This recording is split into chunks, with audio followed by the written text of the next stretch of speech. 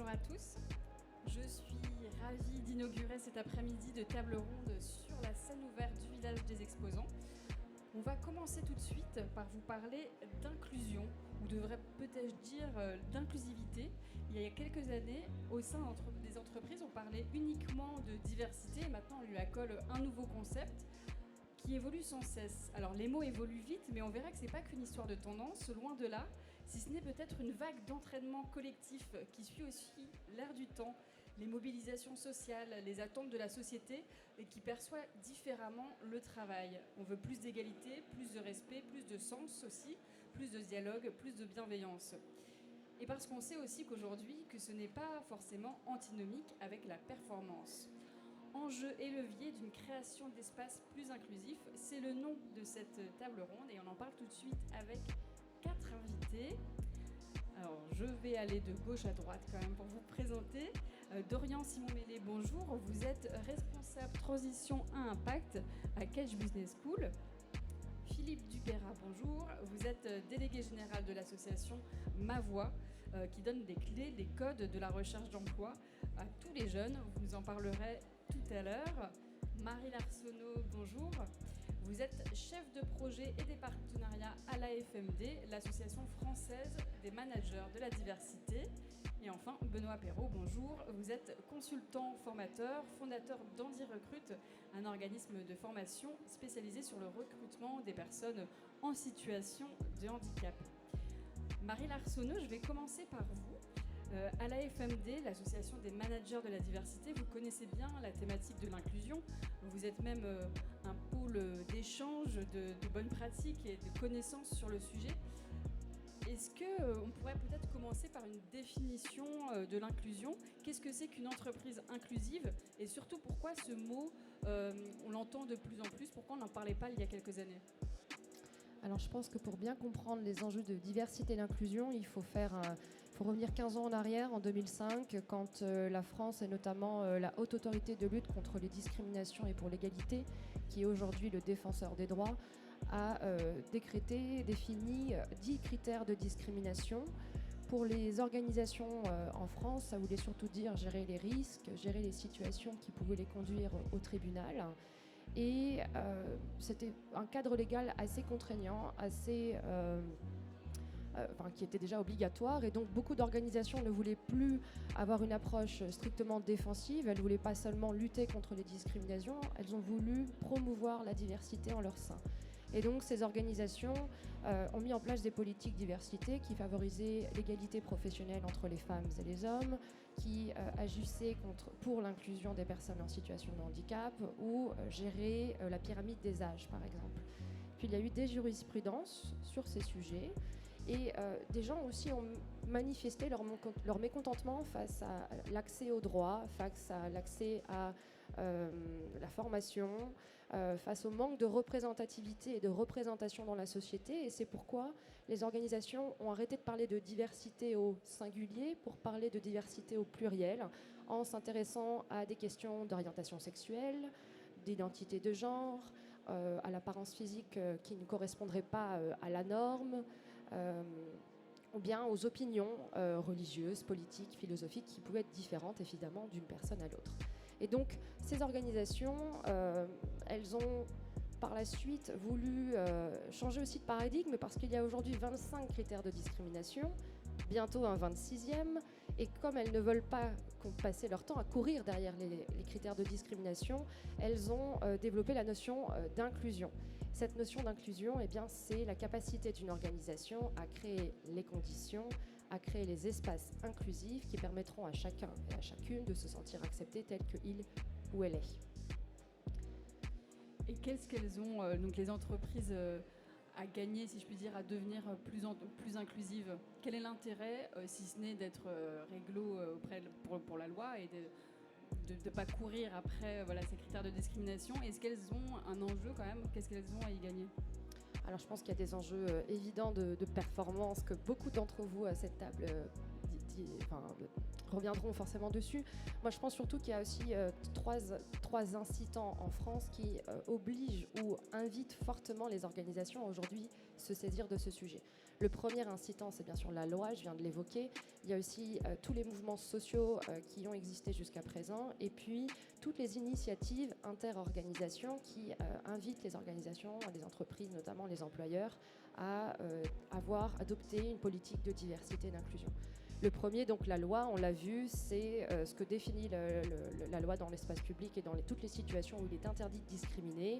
On parle d'accès à l'emploi, à la carrière, à la rémunération, à la santé, au logement par exemple.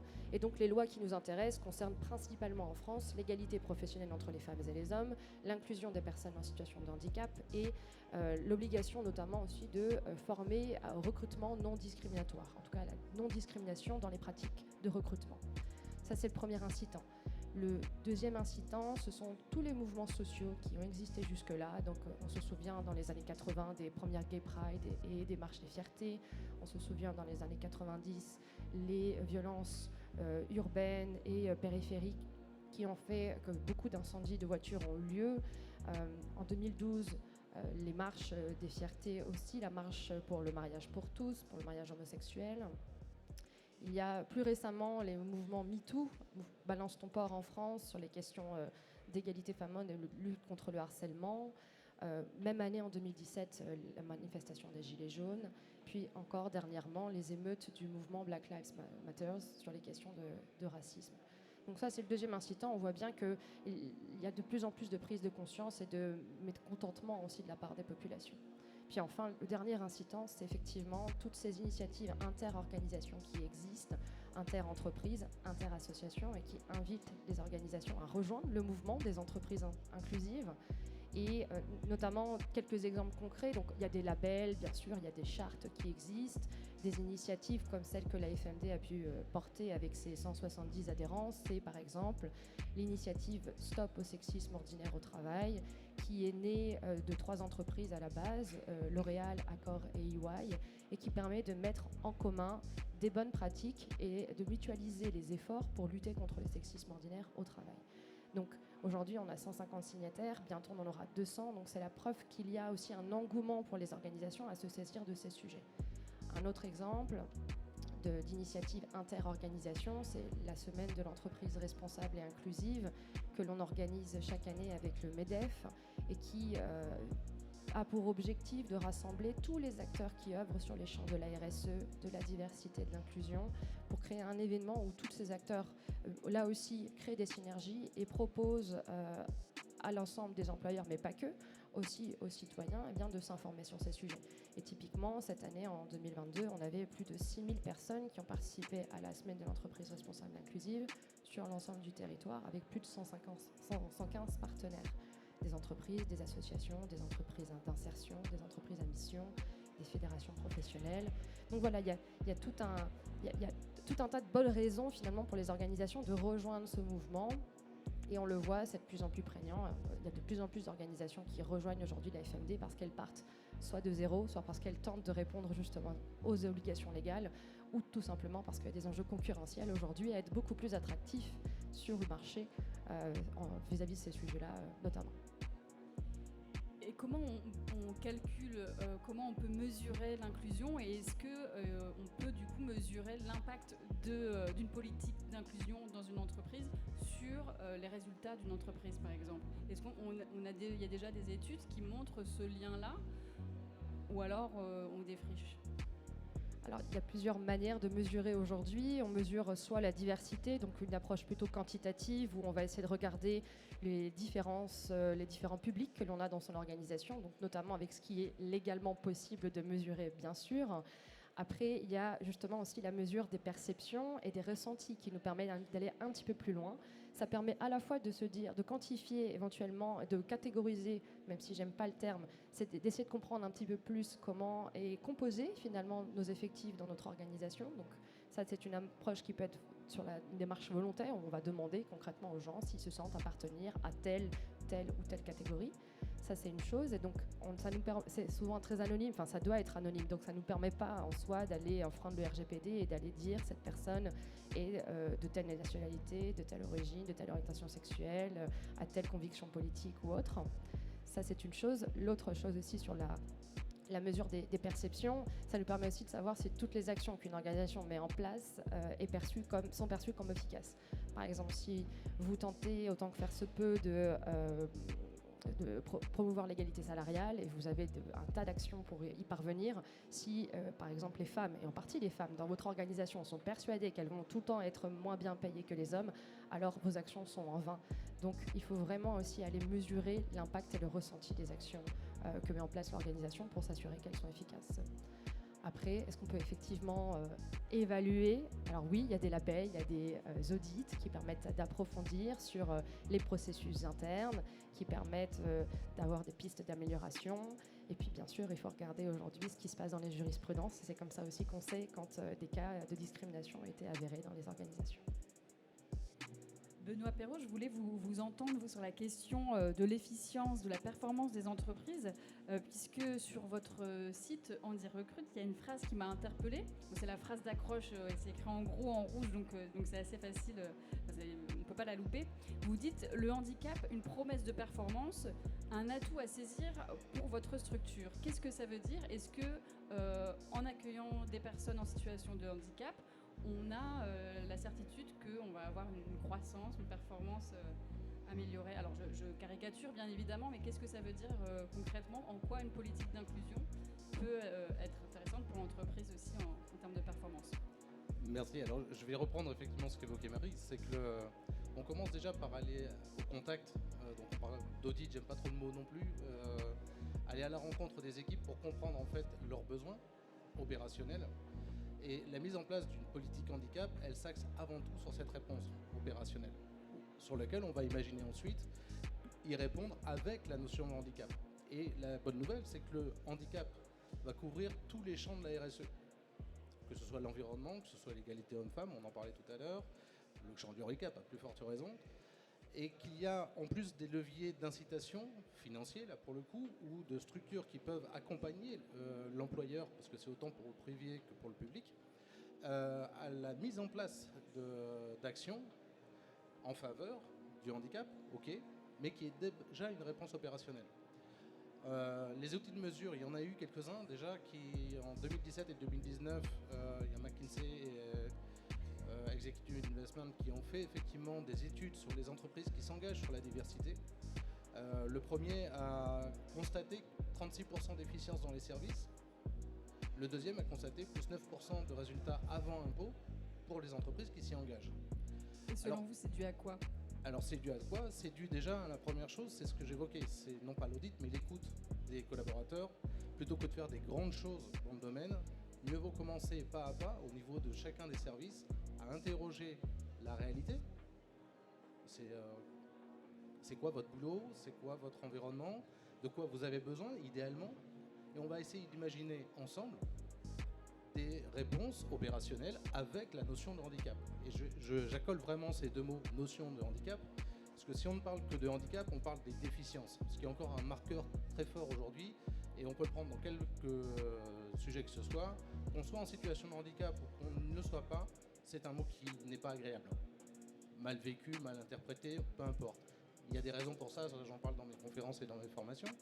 Mais dès lors qu'on prend déjà conscience de ce que c'est, on se rend compte qu'il y a une pluralité telle au niveau des déficiences. J'aime à dire en fait qu'il y a plusieurs éléments. Il y a d'abord la déficience en tant que telle, qui a son impact sur la personne, physiquement ou sensoriellement ou psychiquement. Il y a son ressenti à cette personne, sur à quel niveau elle se sent touchée. C'est déjà deux composantes pour une déficience. Et à partir de là, il y a aussi sa capacité à faire avec. Et la magie en fait que j'ai découvert au travers des personnes que j'ai accompagnées, parce que j'ai commencé par l'accompagnement des personnes en situation de handicap au retour à l'emploi, ça a été justement de découvrir en les écoutant et en reformulant avec elles sur leur propre paradigme justement, de co-construire avec elles leur retour à l'emploi. Et là j'ai pu constater quelque chose que j'ai vécu depuis 20 ans dans tous les accompagnements que j'ai pu faire, c'est la puissance de transformation que chaque être humain a en lui en fait. Et l'indicateur du handicap, c'est juste que ça va mettre un focus à un moment donné. On va avoir une capacité, dès lors qu'on écoute, à engager le dialogue. Un dialogue authentique, c'est ce qui fait souvent défaut. L'écoute authentique et le dialogue authentique. Et à partir de là, on peut vraiment trouver des solutions ensemble. Et les adaptations de poste, généralement, qu'on imagine contraignantes, difficiles, l'administration aussi est longue au niveau des dossiers et ainsi de suite, tout ça va dans l'éclat parce que, de par le dialogue, on trouve des passerelles, des moyens bien plus aisés et puissants. Et l'autre avantage du handicap, c'est qu'à partir du moment où on adapte pour une personne, on peut s'imaginer que ce n'est que pour la personne. Les résultats que j'ai pu constater régulièrement, c'est qu'en fait, ça bénéficie bien sûr à la personne, mais ça bénéficie à tous. Au fur et à mesure, on va réinvestir non pas simplement l'aménagement de poste, on va aussi réinvestir les méthodes de fonctionnement, les process, les habitudes qu'on a pu avoir, parce qu'on va accueillir quelqu'un de différent. On va s'interroger soit en équipe, donc ça va générer de l'innovation, ça va générer de nouvelles pratiques. Et du coup, cette efficience, elle s'induit de ces différentes pratiques. Et le handicap a ceci comme moteur, c'est de permettre justement le changement. Changer de regard, c'est ça. C'est pas changer de regard par rapport à une déficience ou une autre. C'est changer de regard dans ses propres comportements, dans ses propres idées, dans ses propres paradigmes, et se donner la chance de changer et d'innover. Et c'est ce que je découvre depuis 20 ans, toujours avec du renouveau, et c'est juste magique. Quelles solutions vous pouvez proposer à ces entreprises, à ces employeurs pour accueillir cette notion de handicap, pour accueillir des personnes en situation de handicap? Vous m'avez parlé de l'alternance notamment comme une clé pour accueillir des personnes en situation de handicap. Est-ce que vous pouvez nous parler de ça?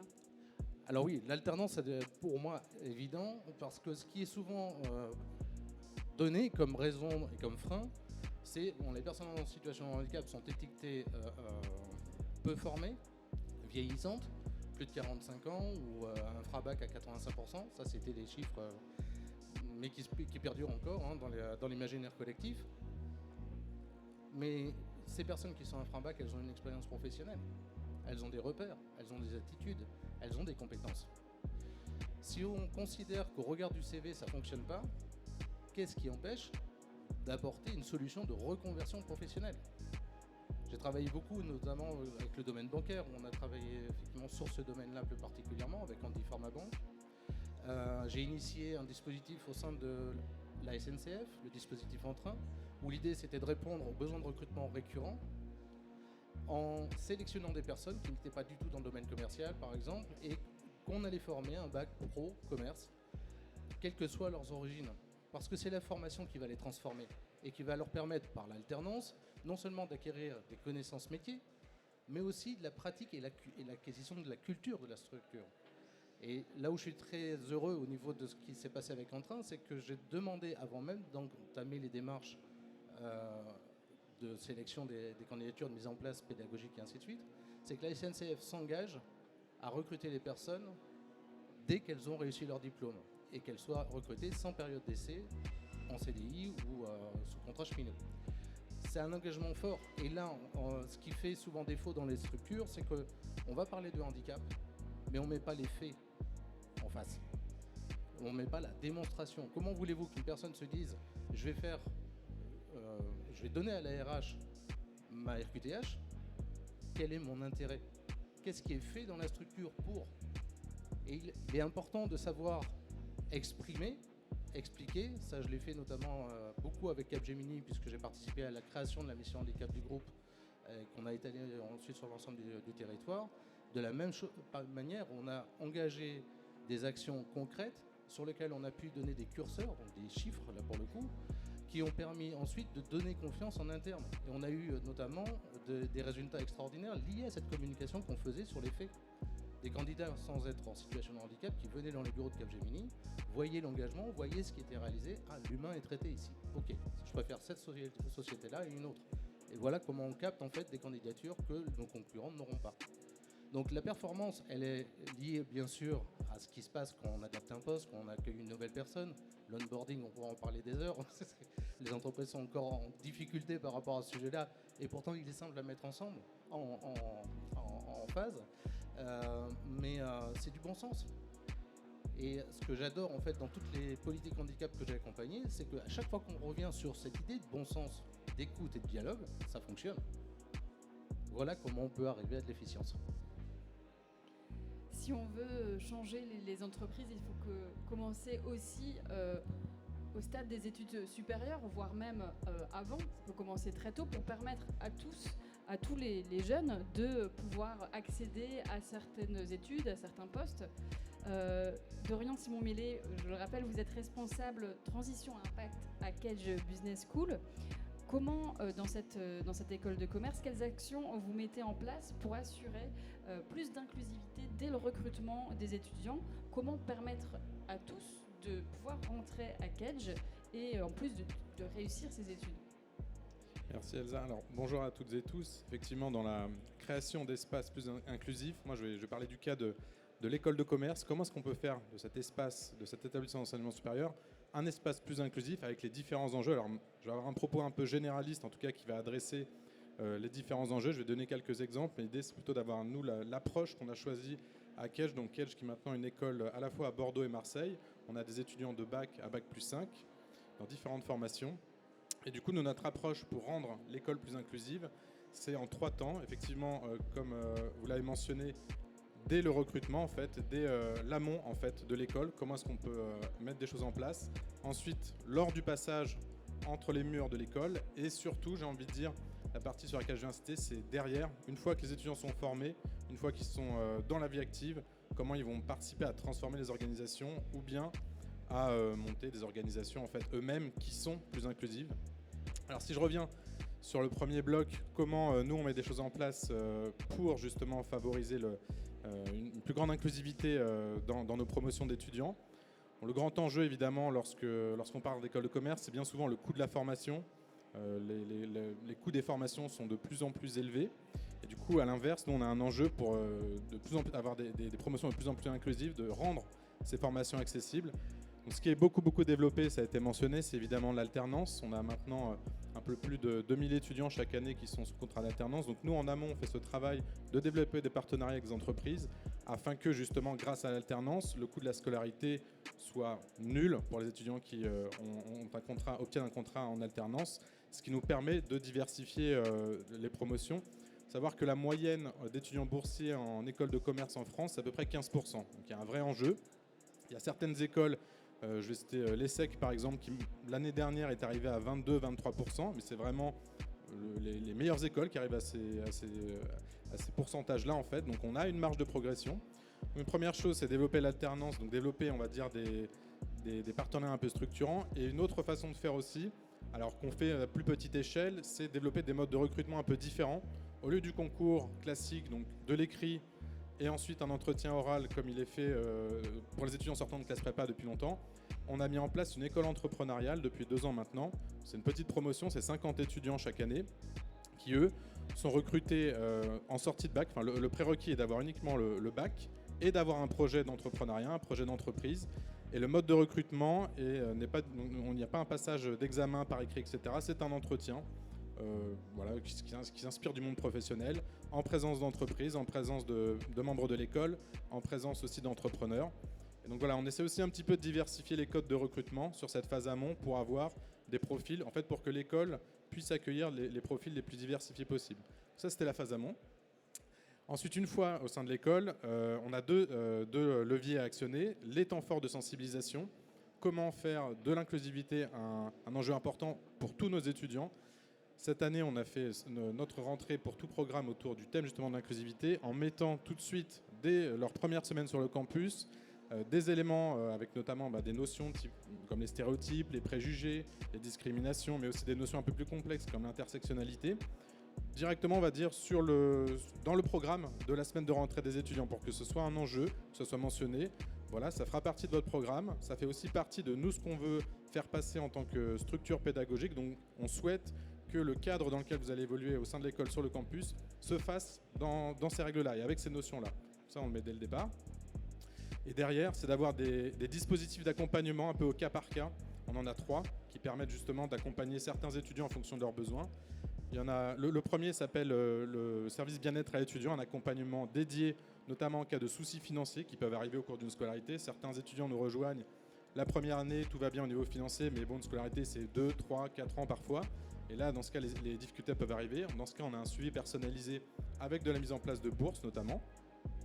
On a aussi un autre dispositif qui est lutte contre les discriminations avec un focus sur ce qu'on appelle les VSS, violences sexistes et sexuelles, qui est un dispositif d'accueil de la parole des victimes ou témoins de situations de discrimination homophobe, discrimination raciale, situations de violences sexistes et sexuelles. Donc ça peut aller de l'insulte sexiste aux agressions sexuelles ou viols, etc. Et dans ce cas, nous avons un dispositif dédié qui permet d'adresser ces situations au sein de l'établissement en lien avec les structures évidemment du territoire. Et le dernier dispositif, c'est le dispositif handicap, qui est aussi un dispositif dédié en fonction du besoin. On a un vrai enjeu, nous, à ce que nos étudiants en situation de handicap puissent se déclarer. Bien souvent, ils préfèrent en fait garder ce sujet-là de peur d'être discriminés. Et on s'aperçoit que la veille d'un examen qui peut être un peu compliqué pour eux à passer s'il n'y a pas un aménagement spécifique, par exemple le TOEIC. Le TOEIC, c'est dans un temps imparti, et en plus c'est souvent externalisé, ça ne se fait pas dans les murs de l'école. Et là, on a un certain nombre d'étudiants qui se déclarent, est-ce qu'on pourrait mettre en place un tiers-temps, etc. Ça peut se faire à la dernière minute. Nous, ce qu'on souhaite, c'est qu'au fur et à mesure, l'école, que le sujet du handicap ne soit plus un sujet, justement, et que les étudiants, spontanément, puissent se déclarer dès leur arrivée à l'école, et que la prise en charge se fasse de la manière la plus fluide possible. Et donc, on a un accompagnement dédié à ce niveau-là. Et le dernier levier, du coup, c'est lorsque nos étudiants, une fois formés, rejoignent la vie active. Pour ça, nous, les enjeux d'inclusivité, on les rassemble maintenant sur la transition écologique et sociale. Les enjeux de transition écologique et sociale, pour nous, on travaille à 2 niveaux. Tous les étudiants qui nous rejoignent doivent avoir un minimum d'heures sur la transition écologique et sociale. Comme ils doivent être tous formés, on va dire, aux enjeux carbone, aux enjeux biodiversité, ils doivent être formés aux enjeux inclusivité. Et donc, dans la nouvelle mouture du programme Grande École qui a été initié cette année, nous avons 150 heures pour chaque étudiant de l'école autour de la durabilité et l'inclusivité, avec des cours théoriques très importants, comment construire une stratégie d'entreprise avec des enjeux d'inclusion, avec une politique d'inclusivité, et de l'expérientiel. On a initié un programme de community service, donc qui sont en fait 50 heures de bénévolat que nos étudiants doivent faire dans des associations, et nous on souhaiterait dans l'idéal dans des associations du territoire, parce que un enjeu qu'on peut avoir aussi en école de commerce, on a 80-90% de nos étudiants viennent d'un peu partout en France, et bien souvent sont de passage une année et demie dans une ville, sur un territoire, finalement ne rencontrent pas vraiment les acteurs du territoire, finalement on leur parle de ces grands enjeux d'inclusivité, mais ils ne voient pas comment ils sont incarnés par des structures du territoire qui, elles, travaillent sur ces enjeux depuis 20-30 ans. Et donc ce programme de bénévolat, on souhaite le construire avec des associations du territoire afin que nos étudiants puissent se rendre compte comment l'égalité des chances, comment différents enjeux d'inclusivité sont en fait déclinés par les structures sur le territoire. Et donc ça c'est pour le socle commun de connaissances. En parallèle, pour les étudiants, ils sont de plus en plus nombreux qui souhaitent travailler directement dans les métiers de la RSE, comme on disait, métiers de l'impact aussi, comme on les appelle maintenant. On estime que maintenant, un étudiant sur 4, un étudiant sur 5, dès la sortie de l'école, souhaite travailler dans ce type de métier. On a dédié des filières de spécialisation avec des majeurs, des tracks, qui permettent aux étudiants d'aller jusqu'à 500 heures en fait, dans nos programmes en formation, durabilité, inclusivité. Et de la même manière aussi, ceux qui souhaitent bien entendu faire leur mémoire autour de ces enjeux sont invités à le faire, et chaque année, on a un prix de l'inclusivité pour l'ensemble des mémoires qui nous sont proposés. Et généralement, ce sont de très très bons sujets qui sont ensuite déclinés avec des sites type The Conversation, etc., qui permettent aussi de diffuser la manière dont nos étudiants s'emparent de ces enjeux et peuvent ensuite les porter. Voilà. Est-ce que vous remarquez un intérêt croissant des étudiants pour ces thématiques-là? Vous disiez qu'il y a un étudiant sur 4 ou sur 5, je ne sais plus, qui a envie de travailler dans les métiers de la RSE ou dans les métiers à impact. Est-ce que c'était le cas il y a quelques années? Est-ce que là aussi, dans tous les dispositifs que vous mettez en place, il y a beaucoup de choses nouvelles aussi? Est-ce que vous avez l'impression qu'il y a un mouvement comme ça qui tend... Clairement, je pense qu'il y a une tendance. Moi-même ayant fait une école il y a 15 ans maintenant, je pense que ce sujet, c'était 5-10% des étudiants que ça pouvait intéresser. Maintenant, on est plutôt effectivement sur 25%.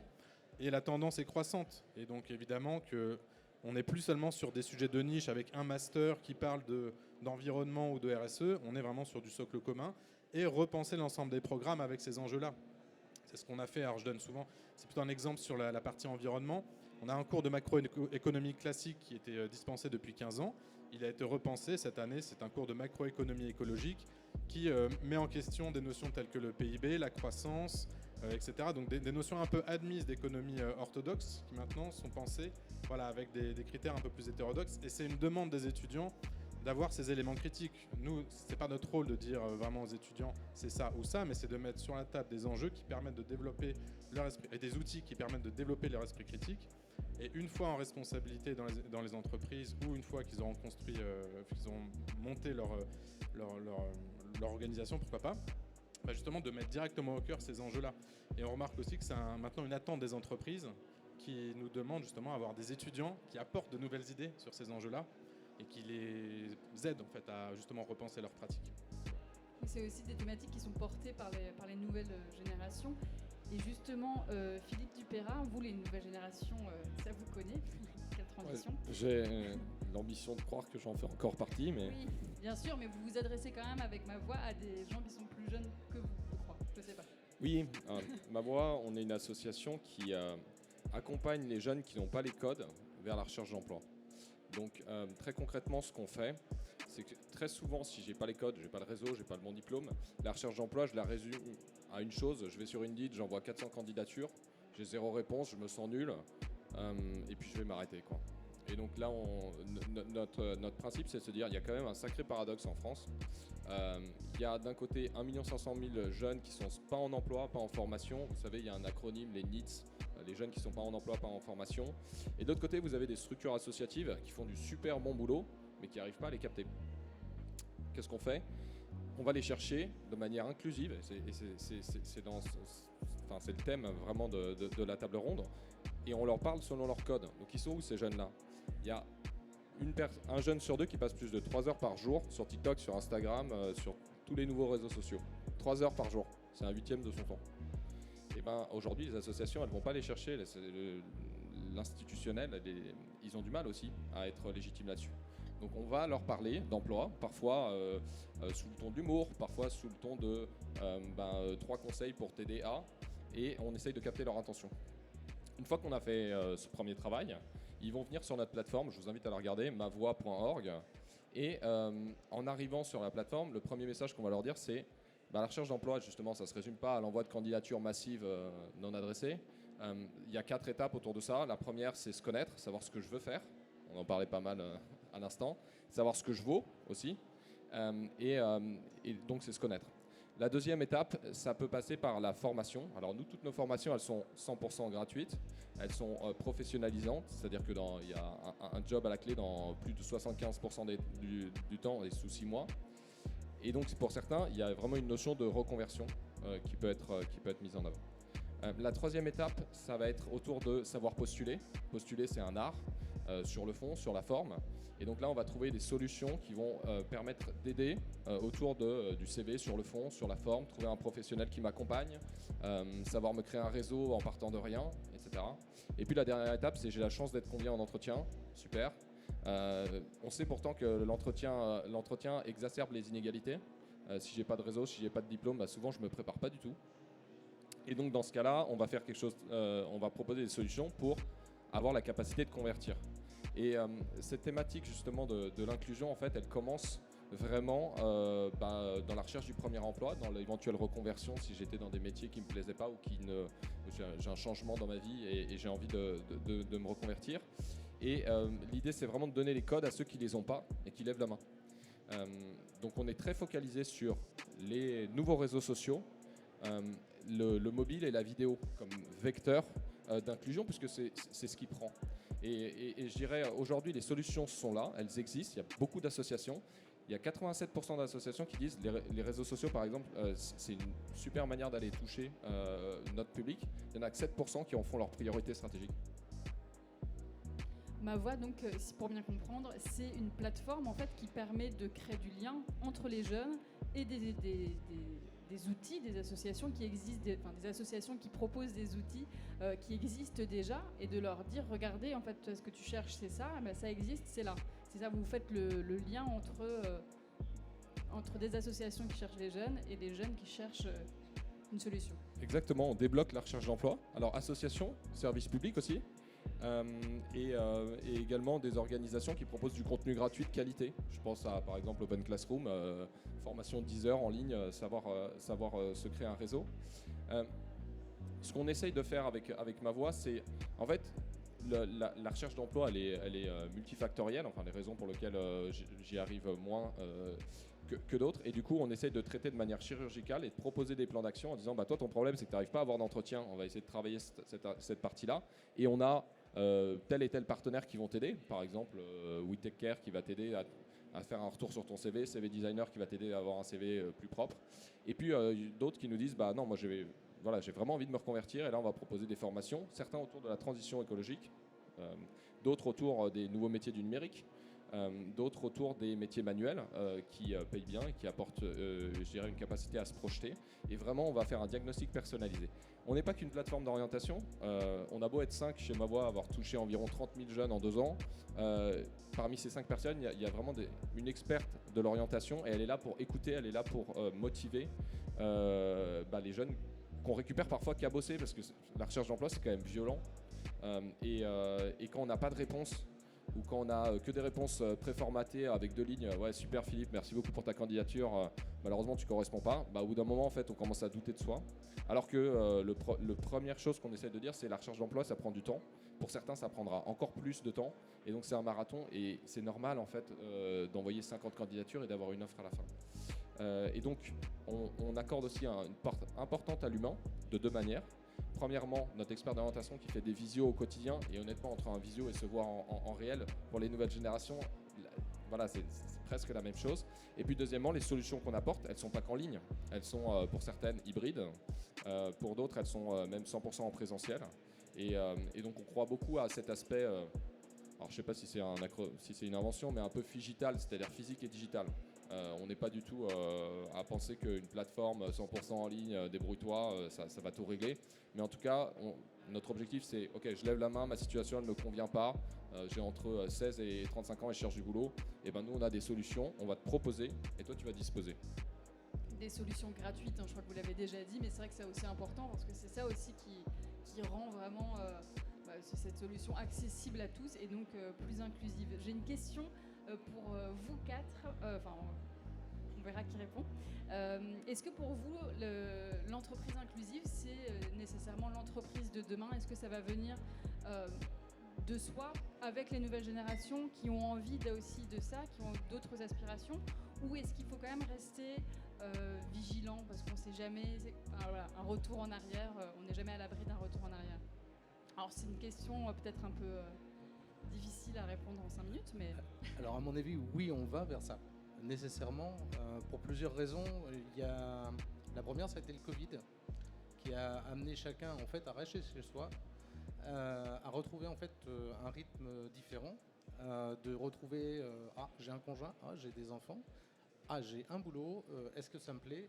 Et on a vu notamment, et ça pour moi c'était un chiffre marquant, début 2021, un chiffre de plus 9% de création d'entreprises, alors qu'on s'attendait plutôt, avec tout ce qu'on a vécu sur l'année 2020, à une perte dans ce domaine. Il y a un deuxième élément qui est venu et constaté début 2021, cette fois-ci, 22 pardon, c'est la grande démission dont on parle de plus en plus. C'est je pense que de plus en plus, chacun s'interroge sur le sens, la cohérence, difficilement palpable au niveau des structures, qu'elles soient publiques ou privées. Il n'y a pas de différence, je pense, à ce niveau-là. C'est plus une question d'objectifs, de valeurs réelles, non pas simplement affichées. Et donc oui, aujourd'hui, ce qui est attendu, ce sont ces 2 axes-là, le sens et la cohérence, qui vont être basés justement sur l'écoute et le dialogue dont je parle souvent dans mes conférences et dans mes formations. Ça s'apprend. On a une grande chance de voir depuis les années 90 les neurosciences nourrir justement les représentations, ne serait-ce que sur une petite phrase que j'ai entendue depuis très longtemps: les émotions n'ont rien à voir avec le milieu professionnel, les neurosciences ont démontré exactement le contraire. C'est que avant que l'émotion ne soit consciente et qu'elle devienne un sentiment, il y a 230 millisecondes entre le moment où le corps l'aperçoit et où le cerveau l'aperçoit. Donc les émotions ont leur place partout. Et l'entreprise, l'employeur, se doit désormais de comprendre en fait qui sont les êtres humains qui composent ces équipes, parce que sa plus grosse valeur, elle est là. Et ce qui va attirer ou non des candidatures, ou qu'est-ce qui va permettre l'engagement des salariés. Là aussi, il y a des rapports Gallup depuis de nombreuses années qui démontrent le coût du désengagement de manière générale. C'est de savoir écrire déjà ces valeurs, que ces valeurs aient un véritable sens sur le terrain, au quotidien, pour chacun et chacune. Et ça va amener nécessairement à plus d'écoute, plus de dialogue et donc plus d'inclusivité. Si moi je peux rebondir sur ce que dit Benoît, je suis d'accord, il y a les enjeux de marque employeur qui sont aujourd'hui énormes sur les questions de diversité et inclusion. Si on reprend la RSE au sens large, le penchant environnemental, les enjeux environnementaux sont maintenant, vous allez faire un tour dans tous les stands qu'il y a ici sur ce sommet, vous verrez, ils sont omniprésents. Les entreprises ne se posent plus aujourd'hui la question de savoir s'il faut s'engager ou non sur l'environnement et s'il faut surtout le faire savoir. C'est la même chose pour les questions d'inclusion. Parce que c'est la même chose, c'est comme si la question que tu posais, Elsa, c'est est-ce qu'une entreprise se doit d'être innovante ? La réponse, c'est oui. Et donc l'inclusion aujourd'hui fait partie de ces réponses aux enjeux aussi d'attractivité et de fidélisation, non seulement des personnes pour lesquelles l'organisation va les personnes vont travailler. C'est mieux d'avoir des personnes engagées que désengagées, soit vraiment à 100% motivées pour détruire l'organisation et son image en interne. Donc là, encore une fois, la diversité et l'inclusion, c'est une des réponses qui permet l'engagement des collaborateurs, des collaboratrices. Et puis toutes ces jeunes générations, moi je retiens ce chiffre, 25% des jeunes aujourd'hui veulent être sur des métiers qui ont du sens, qui ont de l'impact, qui vont être utiles.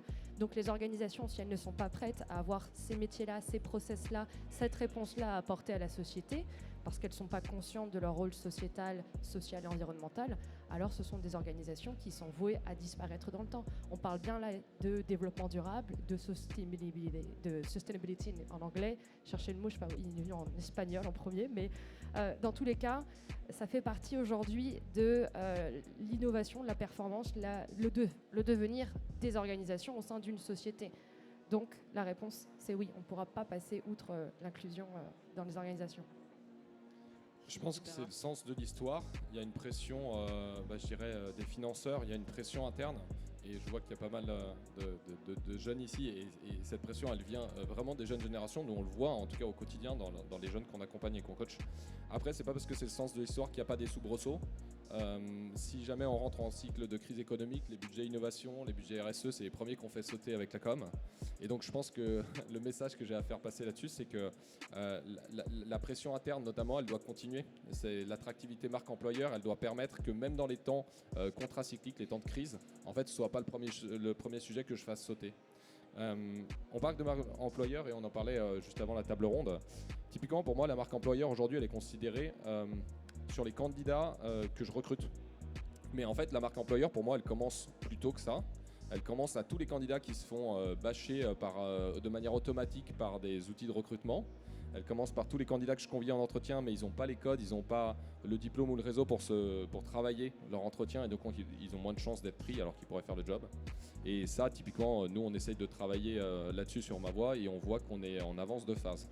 Donc j'espère qu'on sera capable de travailler avec différents acteurs ici, mais pour faire naître en fait cette notion de la responsabilité des entreprises et puis la marque employeur, ça commence dès lors que je reçois quelqu'un qui fait une candidature vers moi. Dorian Simon-Millet. Je vais juste ajouter 2 mots. Alors, je pense effectivement que maintenant c'est essentiel que chaque entreprise repense mettre l'inclusivité au cœur. Par contre, moi pour effectivement me faire un peu le porte-parole des étudiants avec lesquels je travaille, le risque ce serait par contre que toute entreprise se dise je dois dire quelque chose et donc tombe dans le social watching comme le greenwashing. Ce qui est aussi maintenant la très forte tendance, et je pense que pour les étudiants qui ont 20-25 ans actuellement, la communication c'est plus l'enjeu en fait. Faire de la communication c'est même contre-productif parce qu'on va annoncer des choses qui ne sont pas ensuite réalistes une fois que la personne a intégré l'entreprise, et à ce moment-là la personne n'hésite pas effectivement à quitter l'entreprise. Donc on est sur un processus plutôt déceptif, donc plutôt que de faire du social washing, mieux vaut ne rien faire, mieux vaut annoncer peu mais bien, des choses factuelles, comme pour la transition environnementale en fait. Et donc ça, je pense qu'aussi il y a eu un petit changement par rapport à ce qui pouvait être fait beaucoup, où avant les directions RSE étaient rattachées à des directions de communication par exemple. Maintenant on voit que les directions RSE, enfin nous c'est notre cas aussi à Kedge, on est rattaché directement à la direction générale. Le but n'étant pas de faire de la communication, mais de travailler sur les processus internes et de faire émerger de vraies choses en fait, des faits. Voilà. Merci beaucoup à tous les 4 pour cette table ronde passionnante. Merci Marie Larsonneau, Benoît Perrault, Philippe Dupérat et Dorian Soumélé. Tout de suite, ici même, sur la scène ouverte, je vais passer la main pour laisser la réflexion se poursuivre avec une autre table ronde. Quelles solutions durables pour rendre l'entrepreneuriat à impact plus accessible ? Bon après-midi à tous.